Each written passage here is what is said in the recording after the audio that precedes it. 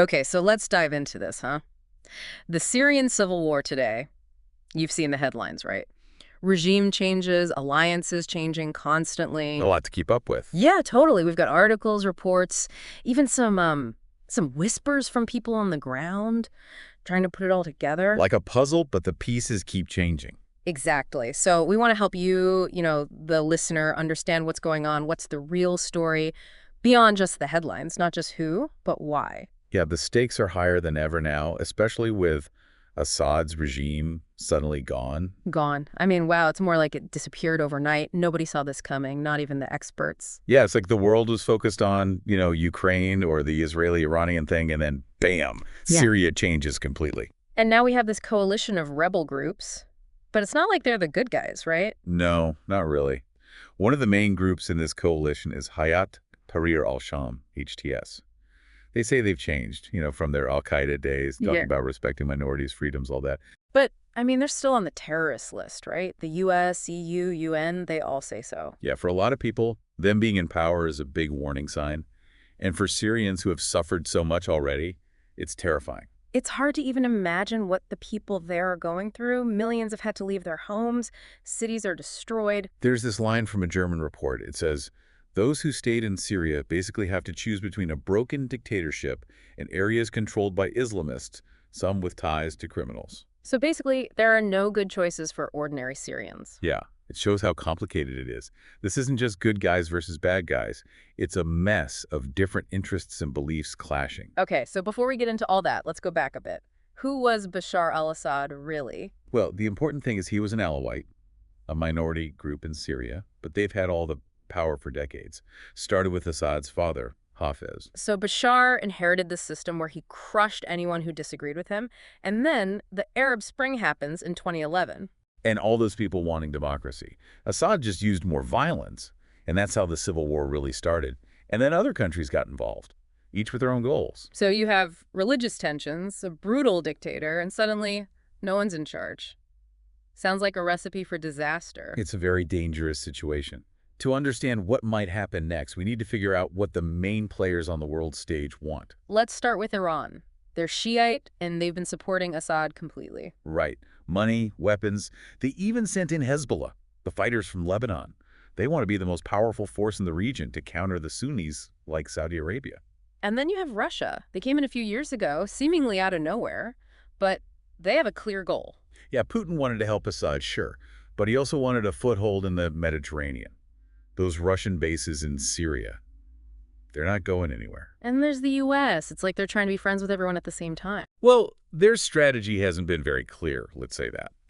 They started by focusing on ISIS, working with the Syrian Democratic Forces, the SDF, mostly Kurds. Wait, SDF.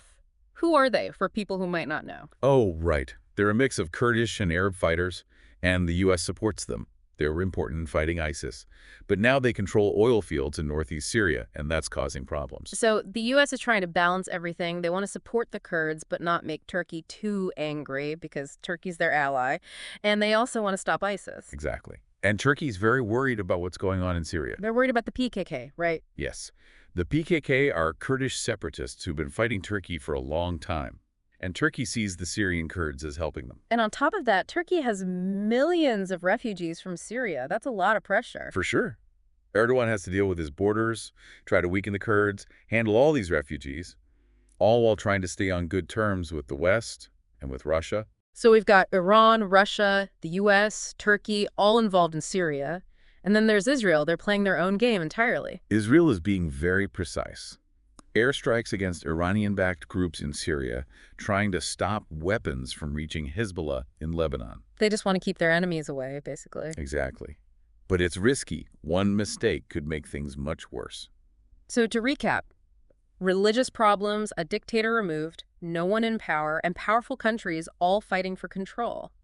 But it's not just about ideas and land, is it? There's something else always involved in these situations. You're talking about oil, right? Yeah, it's like the fuel that keeps wars going. Remember how ISIS used oil money to fund their terrorism? Well, now the US-backed SDF controls those oil fields, but that's causing a whole new set of problems. People are saying the U.S. is stealing Syria's resources. Some say the U.S. is just trying to stabilize things and keep the oil away from bad guys. So is the U.S. really trying to help, or are they just another country after the oil? That's a question we need to look at more closely. But first, we should talk about the people who are actually living through this war, the Syrian people. Their stories are the ones that matter most, even more than all this political stuff. It's their lives that are being destroyed by this war. You're right. And in the next part of our deep dive, we'll talk about how this war has affected the Syrian people, the refugee crisis, and all the suffering they've gone through.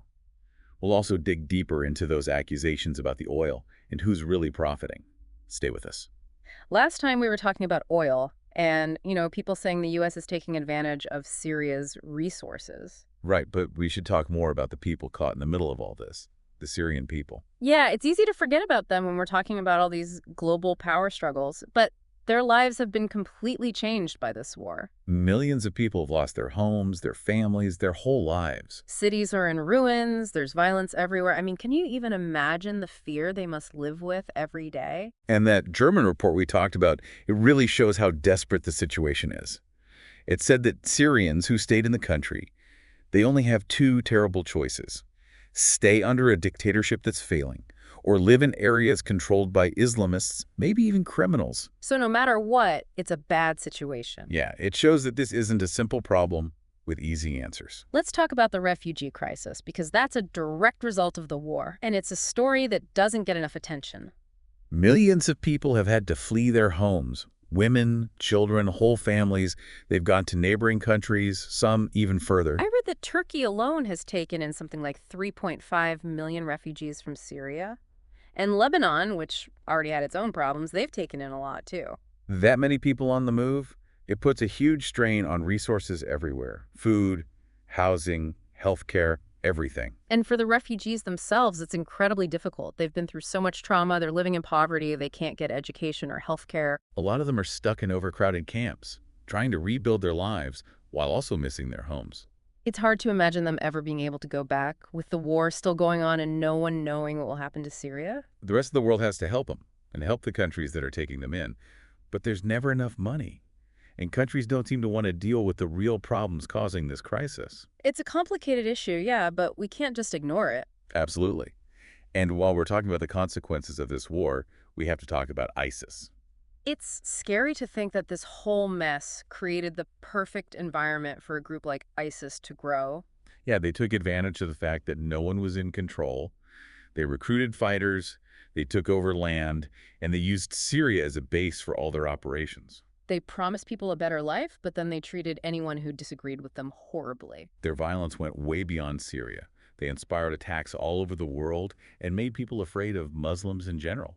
And even though ISIS doesn't control territory like they used to, their ideas are still out there. And there's always a danger that other extremist groups will take advantage of situations like this. Yeah, it shows that when things are unstable and violent, it's easier for these kinds of groups to take root.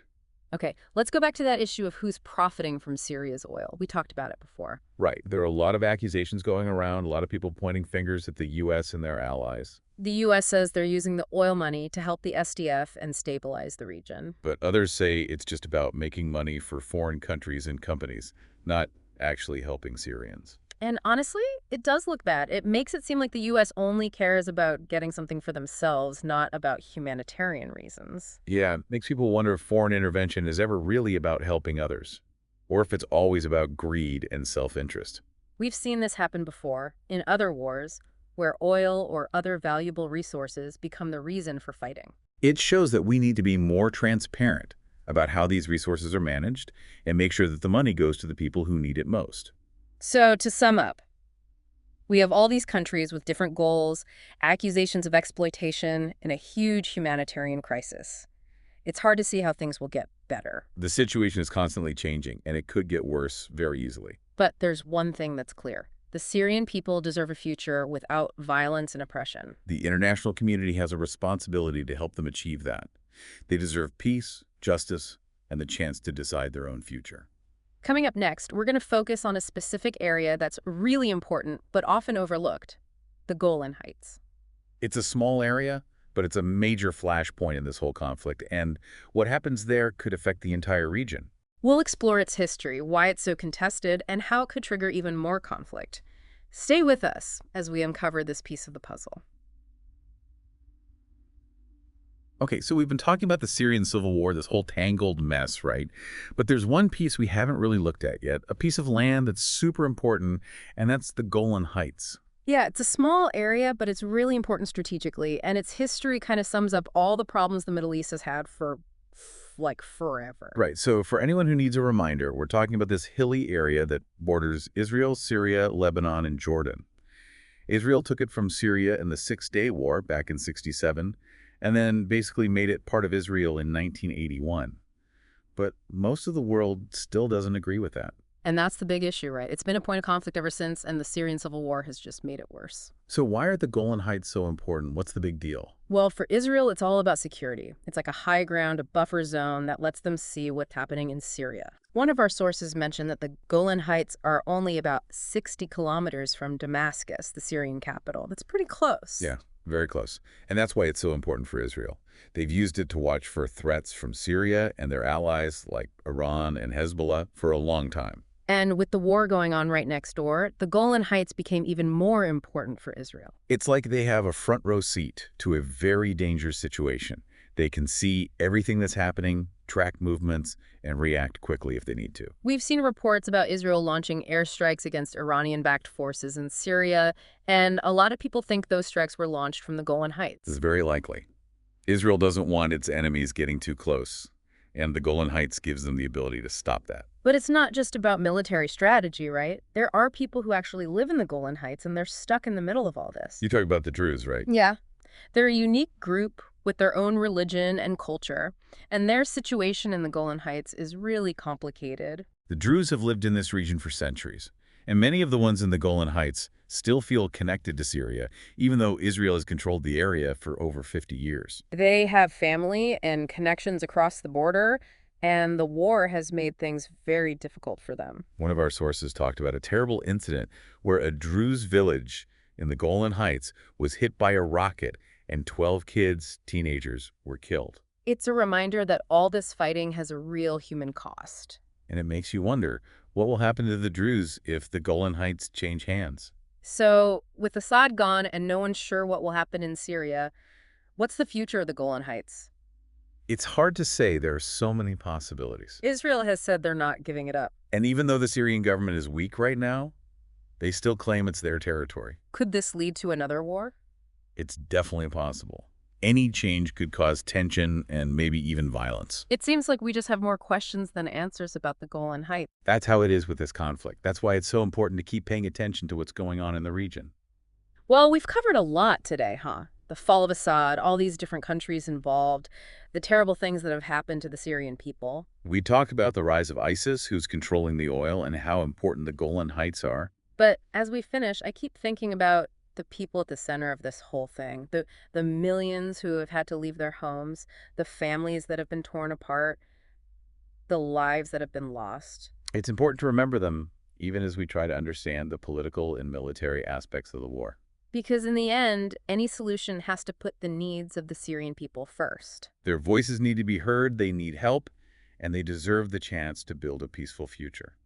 Thanks for joining us for this deep dive into the Syrian civil war. It's been a complicated and often very sad journey, but hopefully you have a better idea what's going on now. And as things continue to change, we hope you'll stay informed, talk about this with others, and think about how you can help make the world a more peaceful place. Because we're all connected, and what happens in one part of the world affects us all.